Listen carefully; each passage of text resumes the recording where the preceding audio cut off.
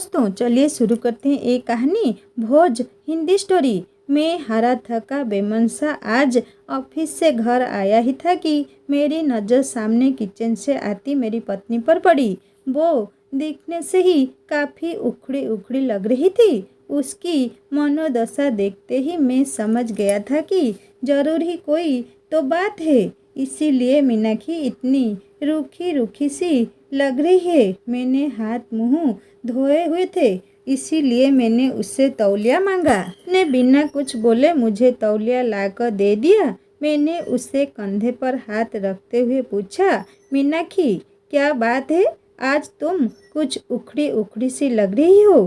तो उसने मुझे खा जाने वाली नज़रों से देखा और भड़कते हुए बोली, आपको क्या है, फिर चाहे बेटी ट्यूशन से फीस न देने की वजह से बेइज्जत करके भगा दी जाए, या फिर बेटे पर स्कूल ड्रेस से जूते न होने की वजह से उसके स्कूल की फुटबॉल टीम से खिलाने से मना कर दिया जाए। आपको क्या, आपको तो बस सुबह 9 बजे जाने और शाम को 8 बजे आने और फिर चादर तान के सो जाने के अलावा एक पल भी चिंता नहीं है। और न मेरा कोई ख्याल है, डॉक्टर ने पिछले महीने ही दवाई कराने की कहा था, नहीं तो मर्ज कभी भी अपने पेट पर ज़रूरत से ज़्यादा प्रसाद सकती है। कभी तुमने ध्यान से देखा है मेरी चेहरे की ओर, ये दृष्टियाँ, बेउम्र पकते हुए बाल, जवानी में ही बुढ़िया बनती जा रही हूँ।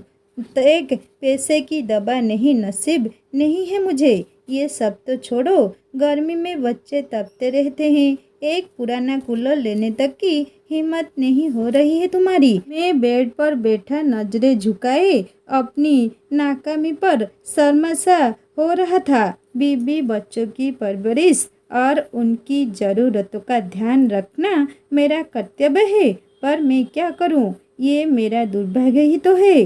कहने को तो देश तरक्की कर रहा है, लोग खुश है, पर मैं कैसे कह पाऊँ कि मैं बढ़ती महंगाई और बेरोजगारी की वजह से दिन ब दिन ज़रूरत के बोझ तले दबाता जा रहा हूँ। बिजली के बिल से लेकर घर के राशन पानी तक की कीमतें आसमान छू चुकी है, और पगार बढ़ाने के नाम पर दफ्तर में धमकी दी जाती है। नौकरियां कभी भी जा सकती है, काम नहीं है ऑफिस में, इसीलिए वही पुरानी पगार पर काम करना मजबूरी बन चुकी है। ऐसे में क्या ही करूं, मैं बैठा बैठा अपनी परिस्थिति से दो चार हो ही रहा था कि घर की दरवाजे पर किसी के आने की दस्तक हुई। बच्चों ने गेट खोलकर देखा तो पिताजी थे। अपने दादाजी को देख के बच्चे तो खुशी से उछल गए, लेकिन मेरी सांसें तेज हो गई।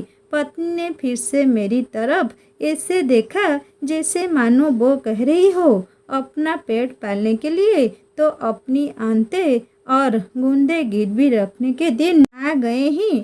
अब ऐसे में पिताजी अकस्मात आए हैं तो जरूर ही कोई आर्थिक समस्या को लेकर ही आए होंगे। मैंने भी नजरें चुराते हुए एक बार मीनाक्षी की ओर देखा, पर कुछ कह पाने की स्थिति में नहीं था, इसीलिए जल्दी से उठ के पिताजी के पास गया और नजरें चुराते हुए उनके चरण स्पर्श कर उन्हें बैठने को कहा। मीनाक्षी ने भी उन्हें चरण बदन किया और खाना खाने के लिए कहते हुए किचन में चली गई।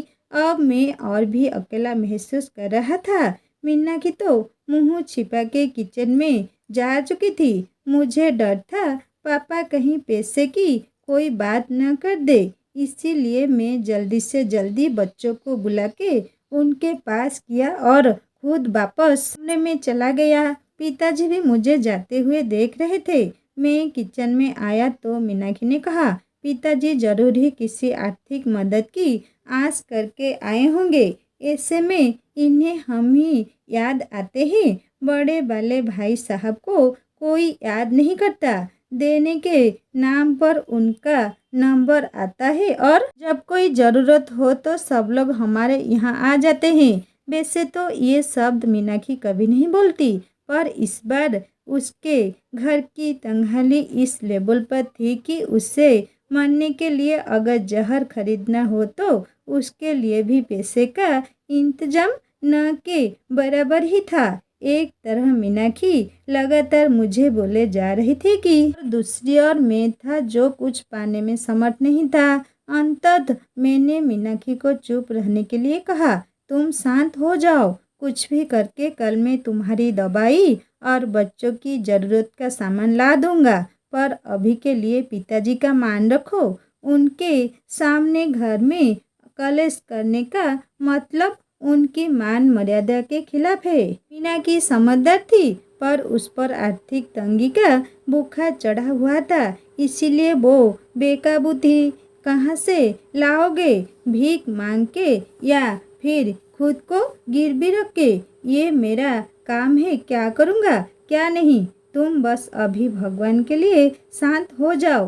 अब मीनाक्षी शांत हो गई। वो खाना लेकर टेबल पर लगा देती है। अब पापा और बच्चों सहित एक साथ खाना खाने लगते हैं। खाना खाते टाइम पापा ने एकाएक मेरी ओर देखा और पास बैठने को कहा। मेरी सांसें और दिल दोनों ही तेज हो गए। कहीं पिताजी कोई मांग न कर दे, क्योंकि मेरे पास अभी देने के नाम पर केवल वक्त ही था, उसके अलावा मैं जुबान भी नहीं दे सकता था। पिताजी बोले, देखो अभी काम जो चल रहा है, खेती का काम बहुत है, इसलिए अभी की अभी ही गाड़ी से वापस जाना पड़ेगा। मैं यहाँ रुक नहीं सकता हूँ। तुम्हारी माँ बहुत चिंता कर रही थी। पिछले कुछ महीने से तुम फोन और बात बहुत कम कर रही हो, और ऐसा तुम तभी करते हो जब तुम किसी परेशानी में होते हो। ये तुम्हारी बचपन की आदत है, इसीलिए माँ के जोर और मुझे मुन्ना और मुन्नी की याद सता रही थी, इसीलिए मैं आ गया। यहाँ तक तो ठीक था। अब मैं अबाक बैठा था कि अब पापा क्या कहने वाले हैं। मैंने एक नज़र मीनाक्षी को देखा तो वो किचन की चौखट पकड़े पापा की आड़ किए हुए खड़ी थी, और पापा आगे क्या कहने वाले हैं जानने के लिए उत्सुक हो रही थी। लेकिन आगे पापा ने अभी कुछ कहा ही नहीं, बस खाना निपटाया और मुंह हाथ धोए। अब पापा ने अपने कुर्ते की जेब में हाथ डाला और एक नोटों की गड्डी निकाली और मेरे ओर बढ़ा दी। ये देखकर मैं अबाक और सकते में आ गया। एक पल के लिए मैं स्तब्ध और निशब्द ही खड़ा रहा। पिताजी ने कहा, अरे पकड़ो भी भाई, अब इतने बड़े भी नहीं हो गई हो कि हमारी दी हुई आशीर्वाद को ग्रहण न कर सको।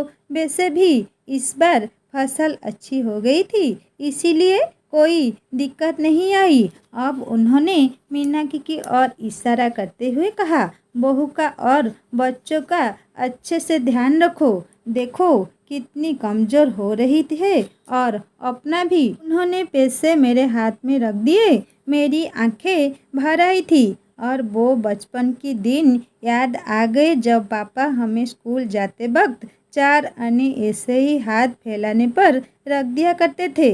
पर बस अंतर इतना होता था, उस वक्त मेरी आंखें झुकी हुई नहीं बल्कि प्यार और दुलार से ऊंची होती थी। फिलहाल मीनाक्षी और मैं दोनों ही गलत साबित हो चुके थे, इसीलिए खुद की नज़रें खुद से ही नहीं मिल पा रही थी। सच में बच्चों के लिए माँ बाप बोझ हो सकते हैं, पर माँ बाप के लिए बच्चे कभी भी बोझ नहीं होते। वे हमेशा उनका ध्यान रखते हैं। दोस्तों, ये कहानी कैसा लगा मुझे ज़रूर कमेंट करके बताना, और अच्छा लगे तो लाइक करना, दोस्तों के साथ शेयर करना, और सब्सक्राइब करके बेल आइकन दबा देना। और एक इमोशनल कहानी लेकर आऊँगा। नमस्ते।